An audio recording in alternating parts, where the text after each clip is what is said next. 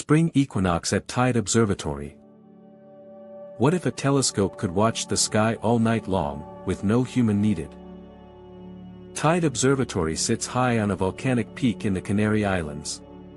It is home to some of the world's most advanced robotic telescopes. A robotic telescope makes observations without a human operating it. It runs on its own, night after night. Even during the spring equinox, when skies above Tide are crystal clear, these machines keep watching while we sleep. Robotic telescopes became possible when computers first linked up to electromechanical observatory systems. That changed everything.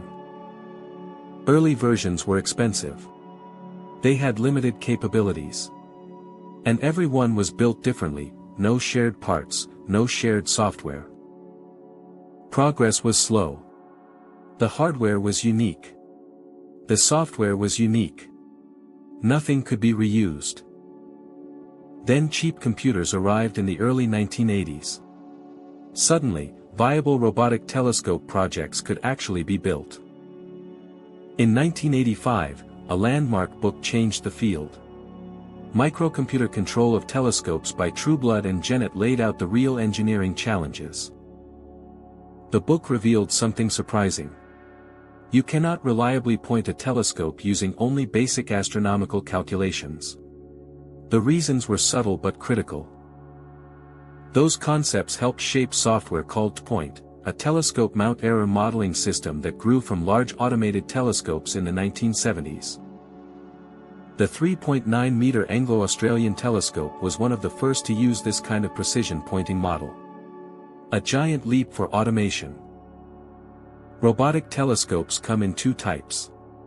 Open-loop systems point and collect data without checking if anything went wrong. They operate, essentially, on faith. Closed-loop systems are smarter. They check their own work. Position encoders, image evaluation, built-in ways to catch errors. Most robotic telescopes are small. Large observatory instruments can be highly automated, but few run entirely without human attendance. By 2004, robotic telescopes dominated scientific publishing in key areas. Asteroid discoveries, variable star studies, supernova light curves, all robotic. Every early phase gamma-ray burst observation ever recorded was captured by a robotic telescope. No human could react fast enough. But there was a serious problem. Software built at universities was written by graduate students who eventually moved on. When they left, the knowledge left. The code became impossible to maintain. And ultimately, it became obsolete. A recurring weakness in the field. In 2004, many professional robotic systems still lacked design creativity. Closed-source, proprietary software made collaboration nearly impossible. Here is a surprising detail. A telescope can still be called robotic even if a human starts it up at the beginning of the night. And a robotic telescope is not the same as a remote telescope. Though one instrument can actually be both at the same time. Some robotic systems even use artificial intelligence agents to handle automatic scheduling, deciding what to observe and when.